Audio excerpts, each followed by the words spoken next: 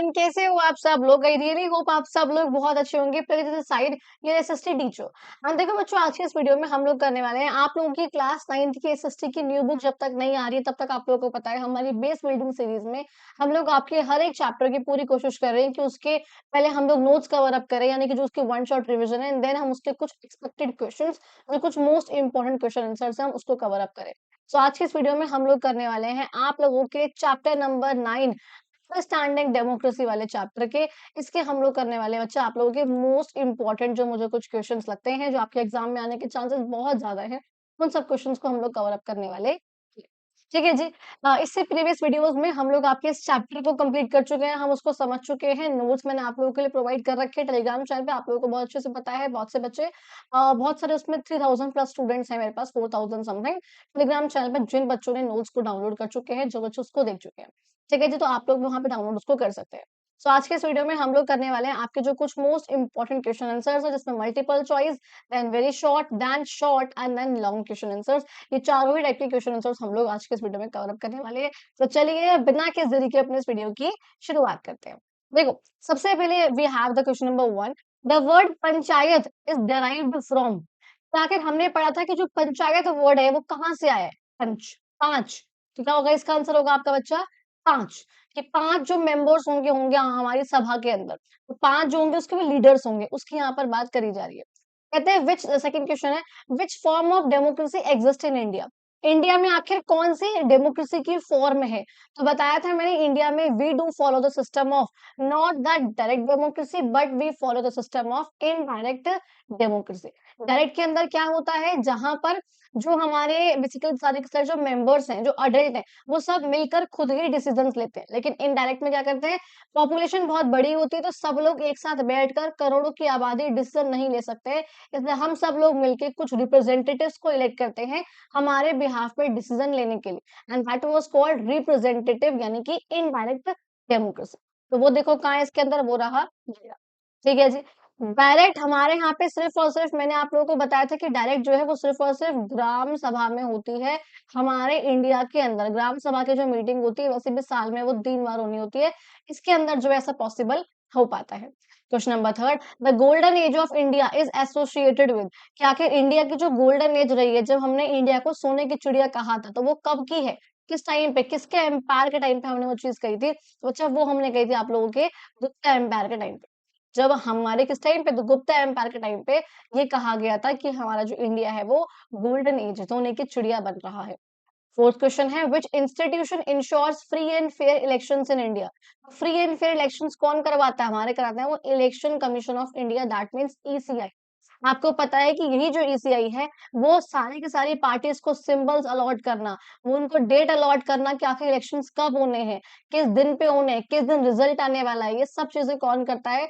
हमारा ईसीआई करता है। हमारे जो प्रेसिडेंट के इलेक्शंस होते हैं, हमारे जो वाइस प्रेसिडेंट के इलेक्शंस होते हैं, हमारे जो एमपीज के इलेक्शन होते हैं, हमारे जो एमएलएस के इलेक्शन होते हैं, ये सब इलेक्शन कौन कराता है? हमारा इलेक्शन कमीशन ऑफ इंडिया। लेकिन अगर बात करूं पंचायत की और म्युनिसिपैलिटीज की, यानी कि हमारा जो लोकल लेवल ऑफ गवर्नमेंट है, लोकल लेवल गवर्नमेंट के इलेक्शंस कौन कराती है? State election commission. तो वो उस टाइम पे इलेक्शन कमीशन ऑफ इंडिया नहीं कराता, इसका बेसिकली ईसीआई नहीं करा रहा होता, वो कराता है हमारा एसईसी। ईसीआई इन चारों के इलेक्शन जो है वो करवाता है। ये बात क्लियर हो गई। नेक्स्ट क्वेश्चन पे आते हैं। कहते हैं universal adult suffrage means. Universal adult franchise या फिर यूनिवर्सल अडल्ट सफरेज का मतलब क्या था? फ्रेंचाइज या फिर सफरेज का मतलब मैंने क्या बताया था? Right to vote. जो आपके पास, हमारे पास वोट करने का अधिकार हो। अडल्ट का मतलब जब अडल्ट होने के बाद, 18 प्लस होने के बाद। यूनिवर्सल यानी कि हर एक इंसान। तो यानी कि जब सबके पास, जब पर्सन अडल्ट हो जाए, 18 प्लस हो जाए, तो उसके पास, सब हर एक इंसान के पास वोट करने का अधिकार हो। नो मैटर कि उस इंसान की जेंडर क्या है, वो अमीर है, गरीब है, मोटा है, पतला है, छोटा है, नाटा है, कैसा है वो, कोई काला है, गोरा है, मैटर नहीं करता। सबके पास इक्वली वोट करने का अधिकार होता है, एंड सबके वैल्यू जो होती है एक वोट की वो इक्वल होती है। ऐसा नहीं होता कि फीमेल का वोट हाफ काउंट होगा तो मेल का वोट 1 काउंट होगा। It's not like that. तो यानी क्या बोलते हैं कि all the adults have the right to vote, not, it's not like कि मेन या फिर रिच पीपल या फिर एजुकेटेड, एवरीवन। अच्छा, क्वेश्चन नंबर 6 पे आते हैं, काफी अच्छा क्वेश्चन है ये। कहते हैं राइट आरटीआई कब आया था? आपको याद होना चाहिए कि आरटीआई एक्ट आखिर आया कब था? 2005 में आया था। अगर यहीं पे आपसे पूछ ले जाओ, इस चैप्टर का पार्ट नहीं है वो, आरटीई कब आया था, राइट टू एजुकेशन कब आया था, तो ये कब आया था बच्चा हमारा? 2009 में। क्लियर हो गया जी? अच्छा ठीक है।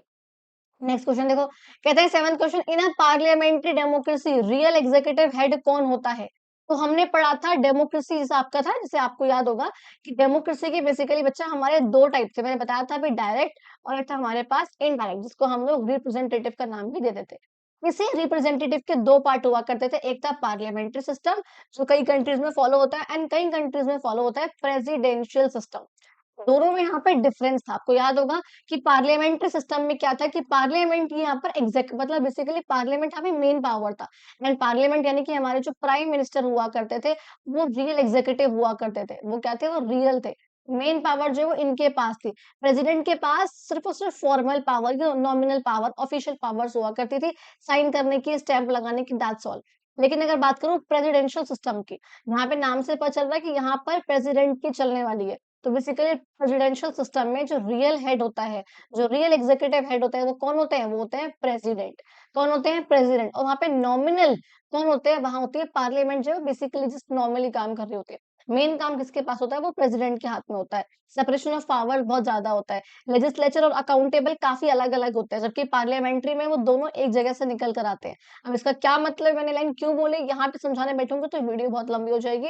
नोट्स में भी समझा रखा है वन शॉट वाली वीडियो में, एंड ऑल्सो जो मैंने आपकी डिटेल वीडियो चैप्टर की, इस चैप्टर की मैंने बना रखी है, उसमें भी मैंने आपको इस पॉइंट को समझा रखा है बहुत अच्छे से कि लेजिस्लेचर के जो मेंबर्स हैं वो एग्जीक्यूटिव में कैसे जा रहे हैं। हम ये क्यों कहते हैं कि एग्जीक्यूटिव के मेंबर जो है लेजिस्लेचर के अंदर से आ रहे हैं, ऐसा क्यों है, कितने मेंबर्स कहाँ पे कौन कौन होता है, वो चीजें आप लोगों को वहां पे देख के समझ में आ जाएगी। अभी सिर्फ इतना बता सकती हूँ ताकि वीडियो बहुत लंबी ना हो, कि लेजिस्लेचर के अंदर वो लोग आते हैं बेसिकली जो लॉज बनाते हैं, बेसिकली हमारे जो एमपीज हैं, एमएलए हैं, ये सब लोग।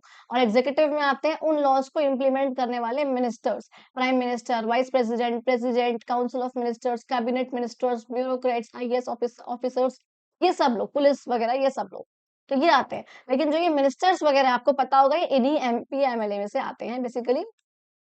तो ये चीज आपको याद हो खासकर कि बेसिकली ऑब्वियसली एमपी का मतलब वो मेंबर ऑफ पार्लियामेंट, यानी कि जो पार्लियामेंट के लेवल पर है, सेंट्रल लेवल पर है।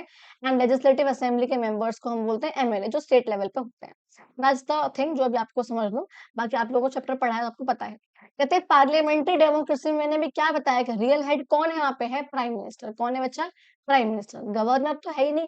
और प्रेसिडेंट भी किसमें होगा? प्रेसिडेंशियल में होगा। और अगर यहाँ पे पूछते हैं कि पार्लियामेंट्री में नॉमिनल कौन है, तो नॉमिनल कौन होता है? यहाँ पे नॉमिनल होता है यहाँ पे प्रेसिडेंट। क्लियर हो गया? ठीक है, नेक्स्ट पे आते हैं। कहते हैं कौन सी कंट्रीज में फॉलो करती है प्रेसिडेंशियल फॉर्म ऑफ गवर्नमेंट? यहीं पे देखो याद रखना, पार्लियामेंट्री जो है फॉर्म करता है, मान लो हमारा यूके हो गया, हमारा मान लो इंडिया हो गया, हम लोग क्या फॉलो करते हैं? पार्लियामेंट्री। प्रेसिडेंशियल कौन फॉर्म करता है? वो करते हैं यूएसए। यहाँ पर यूएसए करती है प्रेसिडेंशियल। क्वेश्चन नंबर 9 पे आएंगे, इन एन एब्सोल्यूट मोनार्की। अब आपको याद है मोनार्की के भी दो प्रकार हुआ करते थे। मोनार्की थी क्या? जहां पे किंग या क्वीन है, उनका वहां पे राज चल रहा है। अब उसके भी दो टाइप थे, एक थी हमारे पास कॉन्स्टिट्यूशनल मोनार्की, एक थी हमारे पास एब्सोल्यूट मोनार्की। तो कॉन्स्टिट्यूशन वाली का मतलब क्या था? जहां पे मोनार्क तो बैठा है, लेकिन मोनार्क से ऊपर हमारे पास कॉन्स्टिट्यूशन है। तो मोनार्क का ऐसा नहीं है कि उसके पास अनलिमिटेड पावर्स है, उसका जो मन आएगा वो आके कह देगा, ऐसा नहीं होगा। यहाँ पे मोनार्क को with in the limits of the constitution रहकर ही काम करना होगा। That was the thing with the monarch. लेकिन एब्सोल्यूट में क्या होगा कि इसके पास अनलिमिटेड पावर्स है, यहाँ पे जो कहेगा वो करना हो, जो जो कहेगा वो लोगों का मानना होगा। और वो यहाँ पे कुछ भी कह सकता है, उसके ऊपर नजर रखने वाला कोई भी संविधान नहीं है। दैट मीन्स इसका क्या होगा? See, king has unlimited powers. Question number 10 पे आएंगे, democracy is based on the values of. Democracy का मतलब क्या है? बताया था लैटिन वर्ड डेमोस क्रेटिया, rule of the people, people के द्वारा जो राज करा जा रहा है। इसके अंदर वैल्यूज कौन कौन सी थी? इक्वालिटी, जस्टिस, फ्रेटर्निटी, फ्रीडम, ये सब जो है वैल्यूज हमारे इसके अंदर हुआ करती हैं, हमारे डेमोक्रेसी के अंदर बेसिकली। आई होप आपको यहाँ पर एमसीक्यू बहुत अच्छे से समझ में आ गए होंगे, हाँ क्या जो है चीजें यहाँ पर गिवन है। नेक्स्ट देखो बच्चा, हम लोग बात करेंगे आपके वेरी शॉर्ट क्वेश्चन आंसर्स की। फर्स्ट क्वेश्चन यहाँ पे आएगा, व्हाट इज डेमोक्रेसी? ऑब्वियसली बात है, बता चुकी हूँ बहुत बार, डेमोक्रेसी एक ऐसी फॉर्म ऑफ गवर्नमेंट है जहाँ पे आप दो आंसर लिख के आ सकते हो। जहाँ पे हमने अपने रूलर्स को खुद से इलेक्ट करा है। Democracy is a form of government in which rulers are elected by the people itself. ये लिखो, या फिर आप लिख सकते हो in which people elect their representative, जहाँ पे हम लोग अपने रिप्रेजेंटेटिव का चुनाव कर रहे हैं, जो मैंने कहा था to take decisions on our behalf, ताकि वो हमारे बिहाफ पर, हमारे, क्योंकि हम लोग बहुत बड़ी आबादी है तो हम लोग बैठकर एक साथ डिसीजन नहीं ले सकते, इसलिए हम लोग कुछ रिप्रेजेंटेटिव को चूज करते हैं जो कि हमारे बिहाफ पर डिसीजन ले सके। ठीक है, चाहे पार्लियामेंट में बैठकर, चाहे लेजिस्लेटिव असेंबलीज में बैठ, क्लियर हो गया। क्वेश्चन नंबर 2, पंचायत का मतलब क्या होता है? बता चुकी हूँ भैया, 5 रिस्पेक्टेड एल्डर्स होते हैं यहाँ पर, जो कि कम्युनिटी के द्वारा चूज करे जाते हैं। इनकी जो है बेसिकली काउंसिल, इनकी जो है मीटिंग को हम बोलते हैं क्या? पंचायत। और बाकी सब लोग फिर यहाँ पर जाकर बैठते हैं। Name the village councils during the Gupta period. Gupta period में या फिर किसी वैदिक सोसाइटी के टाइम पर 2 प्रकार की जो है काउंसिल्स हुआ करती थी, व्हिच वाज सभा एंड समिति। तो वही हमने यहाँ पर जो लिखा हुआ है सभा एंड समिति। What is universal adult suffrage? अभी बताया था ऊपर, जहाँ पे सारे अडल्ट सिटीजन 18 प्लस जो हो जाए, have the right to vote, सबके पास वोट करने का अधिकार है, इररिस्पेक्टिव, कोई मैटर नहीं करता कि उनकी कास्ट क्या है, उनका रिलीजन क्या है, उनका जेंडर क्या है, उनका कलर क्या है, काला है, गोरा है, लड़की है, लड़का है, हिंदू, मुस्लिम, सिख, ईसाई, डजंट मैटर, सबके पास वोट करने का अधिकार है। क्वेश्चन नंबर 5 है, व्हाट इज डायरेक्ट डेमोक्रेसी? बता चुकी हूँ, एक ऐसा सिस्टम जहां पे लोग बाग डायरेक्टली पार्टिसिपेट कर सके डिसीजन मेकिंग में, वो डायरेक्टली यहाँ पर बैठ के डिसीजंस ले सके। ठीक है जी।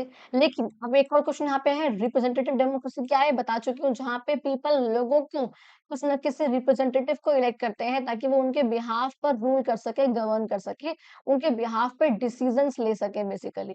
उसके लिए यहाँ पे क्या करते हैं, किसी ना किसी को इलेक्ट करा जाता है।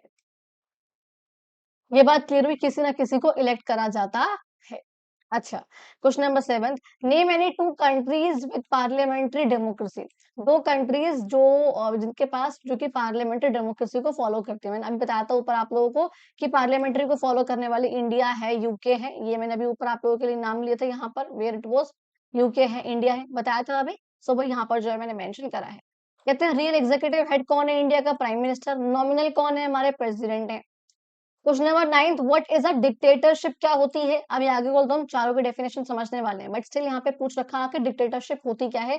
तो एक ऐसी फॉर्म ऑफ गवर्नमेंट है जहां पर जो पावर है वो क्या है, एक इंसान के हाथ में या फिर कुछ लोगों के हाथ में होती है, जो काफी पावरफुल है ना। तो मतलब उन्होंने जो है पावर को होल्ड कर रखा है, चाहे कोई मिलिट्री का पर्सन हो या कुछ भी यहाँ पर हो सकता है, उसके हाथ में जो है पावर है, वही पूरी कंट्री को राज करता है। फॉर सपोज नॉर्थ कोरिया सबसे बेस्ट एग्जाम्पल लगता है मुझे इसका, उसको यहाँ पर कोट कर सकते हैं। कहते हैं कौन सी कंट्री है जिसमें थियोक्रेसी भी है? थियोक्रेसी का मतलब क्या होता है? जहाँ पे रिलीजन के बेसिस पे वो हो रहा होता है रूल, मतलब एक ही रिलीजन के लीडर जो आकर बैठते हैं और वो उसी रिलीजन को इम्पोज करते हैं एज द ऑफिशियल रिलीजन, और पूरी ही कंट्री में उसी को फॉलो करा जाता है। लेकिन यहाँ पे कहते हैं और डेमोक्रेसी भी साथ साथ है उस कंट्री में, यानी कि लोगों की सुनी जाती है, उनके पास बोलने का, बात करने का, वोट करने का अधिकार है। कौन सी कंट्री है? थोड़ा सा अलग क्वेश्चन था ये, वो हमारी है ईरान। वो कौन-सी है? वो है ईरान। आपके बुक में ही मेंशन है ये, ठीक है? वहाँ से मैंने उसको मिड में से निकाल रखा है, ऑब्वियस सी बात है। Question number 11, what is an RTI act? अच्छा, आरटीआई एक्ट क्या था? मैंने बताया था अभी आप लोगों को, राइट टू इन्फॉर्मेशन एक्ट, जहाँ पे हम अपने जो भी गवर्नमेंट के ऑफिशियल्स हैं या जो भी पब्लिक अथॉरिटीज़ है, पब्लिक फिगर्स, अगर हम उनसे कोई भी क्वेश्चन पूछना चाहते हैं, तो हम आरटीआई फाइल करके, बिकॉज़ हमारे पास इन्फॉर्मेशन का अधिकार है, राइट टू इन्फॉर्मेशन। हम जो इन्फॉर्मेशन चाहते हैं कि ये बिल पास क्यों हुआ? आपने इसके अंदर ये क्लॉज़ क्यों डाल रखा है? वो चीज़ कब आएगी? अभी भी क्या हो रहा है? आप लोगों को जो एनसीईआरटी की बुक नहीं आ रही है, बहुत से टीचर्स जो कि आरटीआई फाइल कर रहे हैं। दे वोंट टू नो, बहुत से पेरेंट्स हैं, बहुत से लोग हैं जो आरटीआई फाइल कर रहे हैं, बिकॉज़ वो होना भी चाहिए। ठीक है? वो चीज़ यहाँ पर है कि हम लोग इन्फॉर्मेशन लेने के लिए आरटीआई फाइल करते हैं। काफ़ी अच्छा क्वेश्चन है ये, that when were the first general elections held in India? India में जो थे वो पहले जनरल इलेक्शंस कब हुए थे? तो हमको पता है 1951 से लेकर के 52 के बीच में पहले जनरल इलेक्शंस हमारे इंडिया में हुए थे। उसी के बाद जो है फर्स्ट जो गवर्नमेंट थी तभी फॉर्म हुई थी। क्लियर हो गया आपको ये वाली बात? ठीक है जी। अब देखो बच्चा, हम नेक्स्ट पे आएँगे, which is our basically short answer questions. Short answer की बात करेंगे। फर्स्ट यहाँ पे है, explain the importance of panchayat system. देखो पंचायत की इम्पोर्टेंस बतानी है। Panchayat is basically what? A local level government. ज़ाहिर-सी बात है, लोकल लेवल पे काम हो रहा है ये। ये ज़रूरी क्यों होती है? फॉर सपोज स्टेट लेवल पे, स्टेट लेवल की गवर्नमेंट ने बोल दिया कि मैं अपने गाँव के सारे अपने शहर के सारे गाँव में, अपने स्टेट में मुझे स्कूल खुलवाने हैं। 3-4 गाँव ऐसे हैं जहाँ पे स्कूल की आवश्यकता अभी है ही नहीं। अभी वहाँ पर उन लोगों को साफ पानी, सही सा खाना, 3 रोटी, 3 वक़्त की रोटी, ये सब भी नहीं मिल रहा है। तो वो लोग क्या कहेंगे कि तुमने स्टेट लेवल पे बैठ के एजुकेशन का प्रावधान लागू कर दिया, स्कूल का प्रावधान लागू कर दिया। पहले हम लोगों को साफ पानी और 24 घंटे पानी, 24 घंटे बिजली, जो बेसिक नेसेसिटीज़ है वो तो बाद में पढ़ाई-लिखाई हो जाएगी। पहले मतलब हमें खाना तो दो, पानी तो दो, साफ था, वो ही नहीं प्रोवाइड कर रहे हो तो हम क्या एजुकेशन प्राप्त करेंगे? बच्चे-बच्चे बीमार पड़ रहे हैं, प्रॉब्लम हो रही है, डेंगू, मलेरिया सब दिक्कतें फैल रही है, हेल्थ केयर सिस्टम नहीं है, अच्छा अस्पताल नहीं है, यहाँ पर डिस्पेंसरी नहीं है, कुछ भी नहीं है। तो पहले यहाँ पे ये सब दो ना, तो बेसिकली क्या कि उन लोगों को ज़्यादा अच्छे से पता है, हर एक गाँव-गाँव के लोगों को कि उनके लिए क्या चीज़ अच्छी है। इसलिए यहाँ पर कहते हैं कि पंचायत का होना बहुत ज़रूरी है ताकि लोग-बाग एक लोकल लेवल से भी पार्टिसिपेट कर सकें। उन लोगों को ज़्यादा अच्छे से पता है उनके लिए क्या ज़रूरी है। अनेक तरीके से यहाँ पर आप सोचो अगर स्मॉल लेवल पर हो रहा है वो, तो इस गाँव में कम लोग होंगे, इस स्टेट में बहुत ज़्यादा लोग हैं।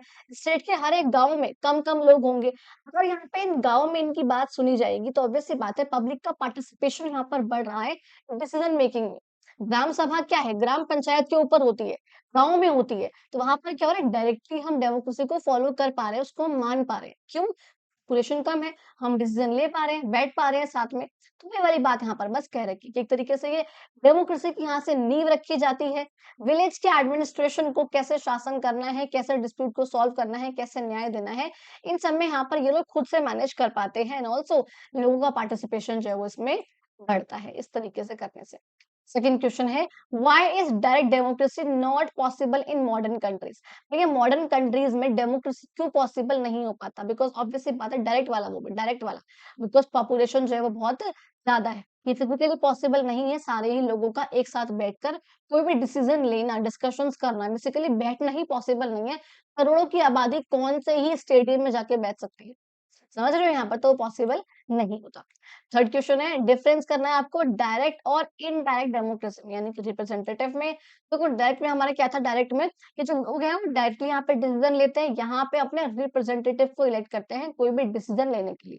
ये वहाँ पे पॉसिबल है जहाँ पे पॉपुलेशन हमारे पास थोड़ी-सी कम है, ऑब्वियस सी बात है एंड यहाँ पे लार्ज कंट्रीज़ के लिए। यहाँ पे अच्छा एंशिएंट एथेंस मैंने यहाँ पे क्यों लिखा आपको पता है आपकी बुक में स्टार्टिंग में ही था कि एंशिएंट एथेंस में ऐसा हुआ करता था जो कि ग्रीस की एक सिटी है बेसिकली आपके वेस्ट एशिया के पार्ट में आप जाओगे, इंडिया से इधर की तरफ जाओगे तो you will find Greece here and यहाँ पर बेसिकली यहाँ पर है हमारे पास एथेंस। यहाँ पे ऐसा हुआ करता था कि जो मेल पॉपुलेशन है, सिर्फ़ और सिर्फ़ उनके पास यहाँ पर अधिकार था डिसीज़न्स को लेने का।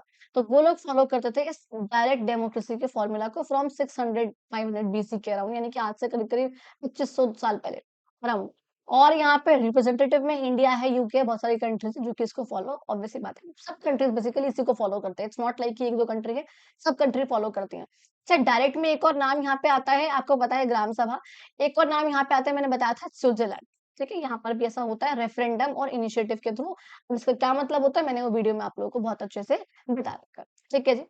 क्वेश्चन नंबर 4 आपको बच्चा चैलेंजेस बताना है जो कि डेमोक्रेसी के द्वारा फेस करे जाते हैं। ऑल्दो ये क्वेश्चन मैंने बाद में भी डाल रखा है लॉन्ग वाले क्वेश्चन में बट शॉर्ट में मैंने ये डाल दिया था कि एक तो यहाँ पर क्या होता है डेमोक्रेसी की वजह से क्या चैलेंजेस फेस करने पड़ रहे हैं। पहली बात इकोनॉमिक इनइक्वालिटी बहुत है। देखो डेमोक्रेसी के आने से पॉलिटिकली यहाँ पर लोग बाग एक साथ हुए हैं। और सबके पास वोटिंग का अधिकार है, कोई भी यहाँ पे इलेक्शन में बैठ सकता है, कंटेस्ट कर सकता है। कानून की नज़र में सब बराबर है, सबके वोट की वैल्यू इक्वल है। तो पॉलिटिकली यहाँ पर सब बराबर हैं, लेकिन इकोनॉमिक रूप से पैसों के टर्म्स में अभी लोग-बाग बराबर नहीं है। डेमोक्रेसी होने के बावजूद इकोनॉमिक इनइक्वालिटी बहुत ज़्यादा है, कई लोग बहुत अमीर हैं, कई लोग बहुत गरीब हैं, तो वो बहुत ज़्यादा है यहाँ पर। मनी पावर आपको पता है इलेक्शन में जिस भी पर्सन के पास पैसा बहुत ज़्यादा होता है, कोई ऐसा इंसान है जो बहुत इन्फ्लुएंशियल है अपने एरिया में, पैसा बहुत ज़्यादा है, चाहे वो क्रिमिनल ही क्यों ना हो। उसको यहाँ पर पार्टी की टिकट दे दी जाती है ताकि वो कैंपेनिंग बहुत अच्छे से कर सकेगा एंड दैट्स वो इंसान जीत जाएगा, एमपी या एमएलए बन जाएगा उस पार्टी का। पार्टी को जिताने में बेसिकली हेल्प करेगा। और यहाँ पे corruption and misuse of power अब करप्शन तो आपको देश में बताने की ज़रूरत ही नहीं है मुझे। सबसे करप्टेड डिपार्टमेंट मैं हमेशा कहती हूँ कौन-सा है, वो मेरे बच्चों को पता चल गया अब तक तो पुलिस। पुलिस हमारे देश का सबसे ज़्यादा करप्टेड डिपार्टमेंट है, बिना पैसे खिलाए वो लोग काम नहीं करते। ठीक है। फोर्थ है यहाँ पे लैक ऑफ पब्लिक पार्टिसिपेशन कि भैया पार्टिसिपेशन जो है वो नहीं है इतना लोगों का पब्लिकली वो पार्टिसिपेट नहीं कर पाते हैं क्लियर तो वो वाली बात जो है यहाँ पर कह रखी है कि चैलेंजेस यहाँ पर जो फेस करे जाते हैं वो बहुत ज्यादा ही मतलब बेसिकली ऐसे रहते हैं कि बहुत चैलेंजेस रहते हैं पब्लिक का जो पार्टिसिपेशन रहता है बहुत कम रहता है ऐसे करके अच्छा next we have is what is constitutional monarchy. अब बता चुकी हूँ आप लोगों को ये बात मैं पहले ही कि इसमें क्या होता है, किंग और क्वीन जो है वो यहाँ पर मेन यहाँ पे हेड होते हैं, मतलब बेसिकली नॉमिनल हेड होते हैं बेसिकली, बिकॉज क्या है, ये कॉन्स्टिट्यूशनल मोनार्की है कि मोनार्क है, लेकिन मोनार्क से ऊपर कौन है, संविधान है, कॉन्स्टिट्यूशन है। तो यानी कि ये तो सिर्फ और सिर्फ नॉमिनल हेड है, सिर्फ और सिर्फ मैं कहूंगी फॉर्मल हेड है कहने को कि हाँ ये बैठा है किंग या क्वीन, लेकिन जिसकी पावर्स हैं वो लिमिटेड है, किसके द्वारा, कॉन्स्टिट्यूशन के द्वारा। उसको कॉन्स्टिट्यूशन के लिमिट्स में रहकर ही काम करना पड़ता है। अगर वो कल को आकर कह दे कि काले कपड़े पहनकर नहीं आओगे आप लोग, कल को आकर कह दे कि 10 लोग या 5 लोग मुझे एक साथ इकट्ठे ना दिखें, लेकिन संविधान में क्लियरली मेंशन है कि सबके पास पीसफुली इकट्ठा होने का अधिकार है, तो आप आके ऐसा नहीं कह सकते हो कि 4 जन एक साथ खड़े नहीं होंगे। आपको जनरल डायर नहीं बनना है, आपको यहाँ पर बेसिकली हमारा मतलब जलियांवाला बाग का हत्याकांड नहीं लेकर आना है, ठीक है? तो वो चीज़ यहाँ पर नहीं है। We do have the right freedom, we do have the freedom to assemble anywhere peacefully, ठीक है? तो वही यहाँ पर कहा गया है कि जो रियल पावर है वो किसके पास है? प्राइम मिनिस्टर के पास है, और जिनको हमने चुना है रिप्रेजेंटेटिव को उनके पास होती है। क्लियर हो गया जी?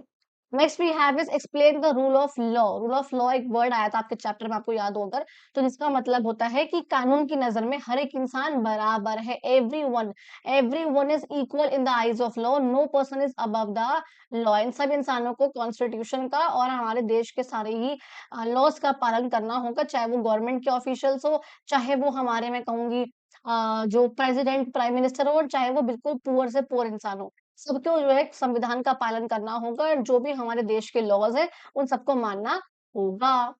ठीक है जी। क्वेश्चन नंबर 7, व्हाई, ये काफी इंपॉर्टेंट है ये भी, why is democracy considered better than other forms of government.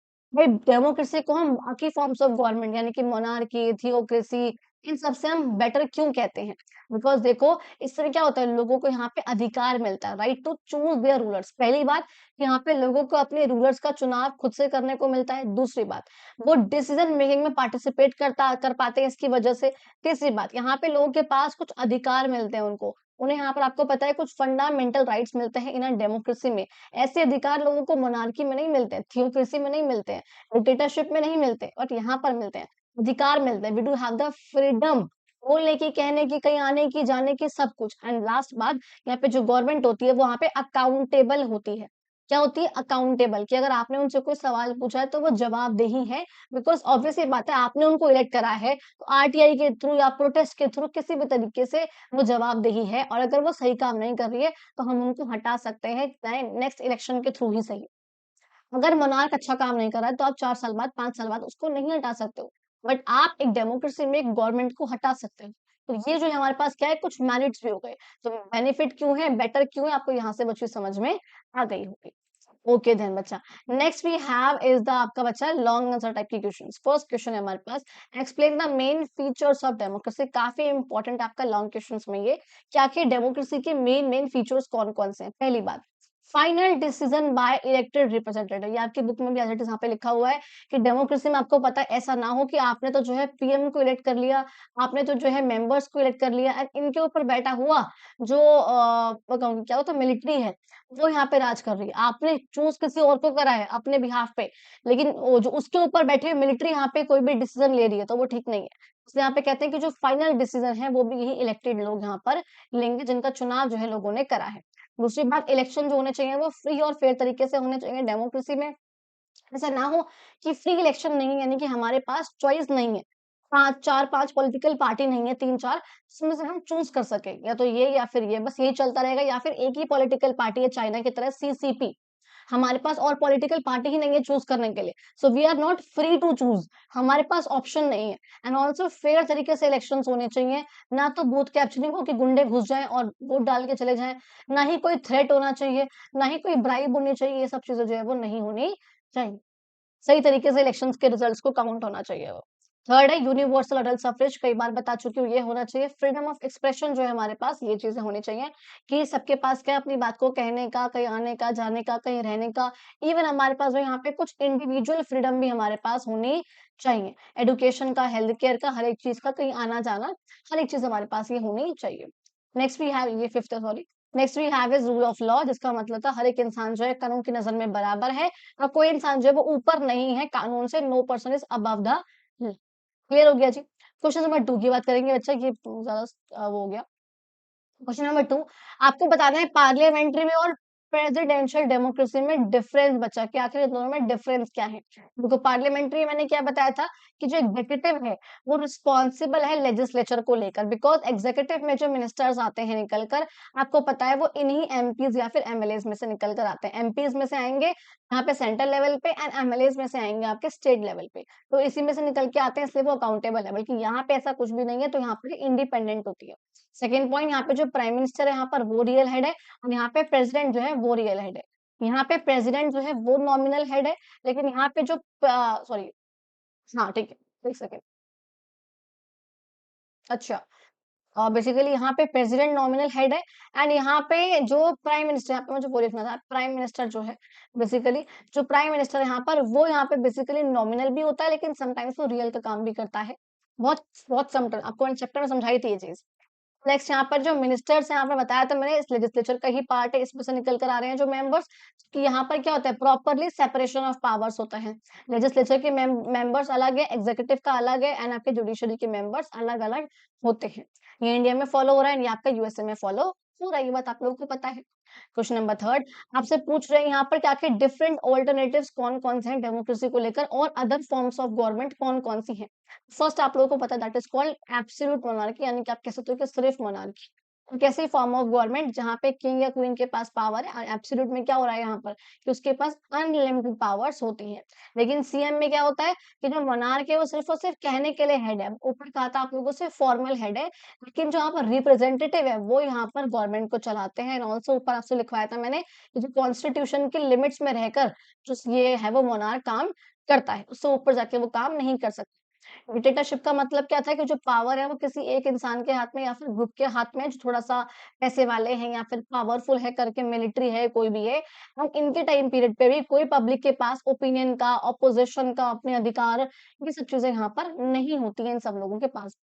Theocracy क्या थी? एक ऐसी गवर्नमेंट जो कि रिलीजियस प्रिंसिपल्स पे, यानी कि रिलीजियस इन सब पे बेस्ड हो, और जो रिलीजियस लीडर होते हैं वो यहाँ पर पावर में आ रखे हों। एंड यहाँ पे ईरान है, अफगानिस्तान है, तो बहुत सारे एग्जांपल्स यहाँ पे आपको दिख जाएंगे इसके थियोक्रेसी के, जहाँ पे एक रिलीजन फॉलो हो रहा है। क्लियर होगा? क्वेश्चन नंबर 4, लास्ट क्वेश्चन की बात करेंगे। Explain the challenges of democracy, आपके डेमोक्रेसी के चैलेंजेस कौन-कौन से, ऊपर भी आपको बताया था, बस यहाँ पे हल्का एक्सप्लेन कर रखा है। इकोनॉमिक इनइक्वालिटी है, मनी पावर बताई थी मैंने आपको ऊपर, करप्शन कहा था मैंने, पब्लिक का पार्टिसिपेशन मैंने कहा था कि वो नहीं होता है, बिकॉज़ यहाँ पे अब लोगों का जो विश्वास है डेमोक्रेसी पे से वो हटता जा रहा है, बिकॉज़ लोग बाग आके पॉलिटिकल पार्टीज़ कोई काम ही नहीं करते हैं एज़ सच, तो उनका विश्वास जो है वो कम होता जा रहा है। कहते हैं जो वेल्दी पीपल होते हैं, जो पैसे वाले लोग होते हैं, वो पॉलिटिक्स को इन्फ्लुएंस करते हैं। हमें पैसे देकर अपनी पावर के ज़रिए इलेक्शंस को इन्फ्लुएंस करते हैं, एंड बहुत सारे पैसे खर्च कर कर बेसिकली कैंपेनिंग जीत जाते हैं, या बूथ कैप्चरिंग करा के कुछ भी ऐसी चीज़ें करके जो गलत तरीके से हो रही है, फेयर नहीं हो रहा, अनफेयर प्रैक्टिसेस से वो जीत जाते हैं। एंड बिकॉज़ ये पॉलिटिकल पार्टीज़, ये कोई भी कैंडिडेट जीतने के बाद काम एज़ सच नहीं करते हैं, तो जो ट्रस्ट होता है लोगों का इस डेमोक्रेसी में वो कम होता जा रहा है, बिकॉज़ करप्शन हमारे यहाँ पे बढ़ता जा रहा है। लोग बाग इस चक्कर में वोट डालना पसंद नहीं करते हैं। क्या कर रहे हैं वोट डाल के? पॉलिटिकल पार्टी ने कोई काम तो करना नहीं किसी ने आकर, इस तरीके से। और कहते हैं, मैंने लास्ट में इसको एक पॉजिटिव नोट पे खत्म करा आपके क्वेश्चंस को। कहते हैं इसको स्ट्रेंथन करने के लिए, डेमोक्रेसी को सही तरीके से लाने के लिए सिटीजन्स को सही तरीके से वोट करना चाहिए, करप्शन को कम से कम करना चाहिए। हमें कम से कम, जब तक हम लोग नहीं करेंगे, धीरे-धीरे करके लोगों से स्टार्ट हुआ है करप्शन, तो लोगों को ही खत्म करना होगा, वो वाली बात है। एंड ऑनेस्ट लीडर्स को जो एक्चुअल में काम कर रहे हैं उसको सपोर्ट करो, वोट बैंक मत बनो उनका, बेसिकली मैं कहूँगी, या रिलीजन के बेसिस पे उनको सपोर्ट मत करो, जो एक्चुअल में सही काम कर रहे हो उनको करो। एट द एंड मैं यही कहूँगी, डेमोक्रेसी मेरे according I think it's the better और the best form of government, क्योंकि यहाँ पर फ्रीडम, इक्वालिटी एंड जस्टिस, हमारे इन प्रिएम्बल की कुछ वैल्यूज का, संविधान की कुछ वैल्यूज का यहाँ पर बेसिकली फॉलो यहाँ पर हो पाती है। आपकी थियोक्रेसी में, डिक्टेटरशिप में, मोनार्की में इक्वालिटी, जस्टिस, फ्रीडम, ये सब चीजें नहीं है बच्चा। यहीं पर ये सब चीजें हो पा रही है हमारी डेमोक्रेसी। क्लियर हो गया बच्चा? And that was whole of your question answers of this chapter. MCQs very short, short and long question and answers. I hope आप लोगों को वीडियो अच्छी लगी। अगर अच्छी लगी हो तो आप लोगों को पता है चैनल को सब्सक्राइब करने का कर देना, वीडियो को लाइक करना, अपने फ्रेंड्स को शेयर करना, एंड कमेंट करके जरूर बताना आपको वीडियो लगी कैसी, आपका टेस्ट कैसा गया, पेपर कैसे चल रहे हैं आपके, नेक्स्ट वीडियो आप लोगों को कौन सी चाहिए। ठीक है जी, आप लोगों को पीडीएफ चाहिए, आपको पता है टेलीग्राम ग्रुप का लिंक आपको डिस्क्रिप्शन बॉक्स में मिल जाएगा। ये मेरा इंस्टाग्राम हैंडल है, आप लोग यहाँ मुझे फॉलो कर सकते हो। ठीक है जी। सो या बाय बाय, एंड मिलते हैं हम लोग अपनी नेक्स्ट वीडियो में, तब तक के लिए बाय बाय।